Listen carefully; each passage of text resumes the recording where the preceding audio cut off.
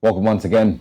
This week, South Africa's National Assembly in Parliament approved the amendments to the Expropriation Bill.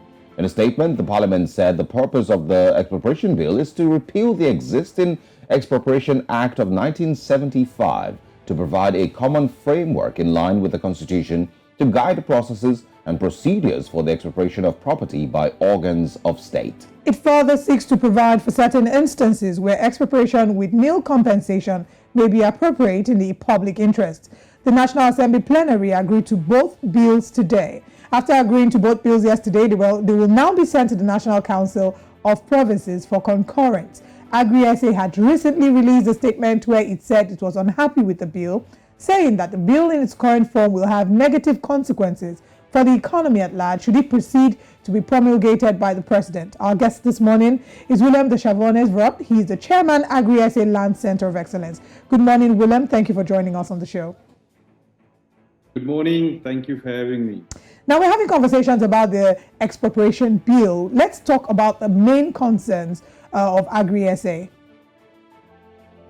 Yeah, so we've got two main concerns. The first concern is the definition of expropriation, where the current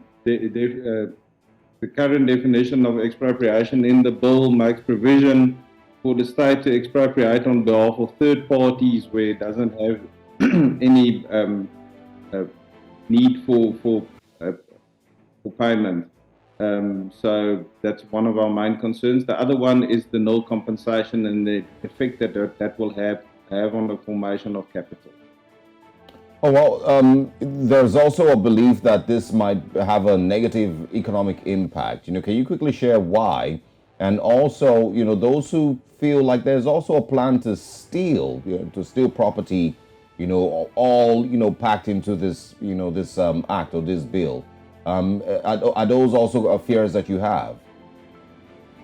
Yeah, so what we did when we took part in the public participation process is we had an independent economic study done, found out what will be the effects of no compensation. And what the study found was that it will have dire consequences on the agricultural economy, but on the economy at large. And the main reason is that it will hinder investment confidence and it will stop the formation of capital. So to farm, you need it's a long-term investment, and you need access to capital. And if you don't have a collateral value on your land, on the property, then you won't have the access to capital.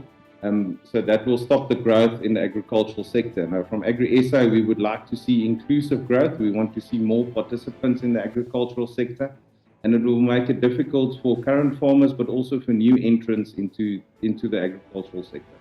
I mean, you've talked about AgriSA wanting to see some form of inclusive growth. Now, you also note that AgriSA does say that the bill in its current state is problematic. What are the suggestions that AgriSA has on how this bill can be amended? Well, firstly, we would like to see clauses 12.3 and 12.4 scrapped completely, which deals with the circumstances under which government can expropriate land at no compensation, and then to widen the definition of expropriation. So we want to see renewal. We want to see that there's a expropriation bill that is in line with our current constitution. So we see the need for an expropriation bill, and we understand why the government needs to have a bill and to be able to expropriate, but it needs to be at fair value, and we believe that market value is the fair value. Well, the bill is still going before the National Council of Provinces. Will AgriSA give input in that part of the process? And also, there's maybe some rumors that it might be challenged in court. Yeah, so we will use all opportunities like we've done in the past, and we're part of the process. We've been taking part, AgriSA and its affiliates and members, been taking part in the public participation process. So we would keep on taking part, and whenever we have the opportunity, but we will keep a close eye on the events as it unfolds.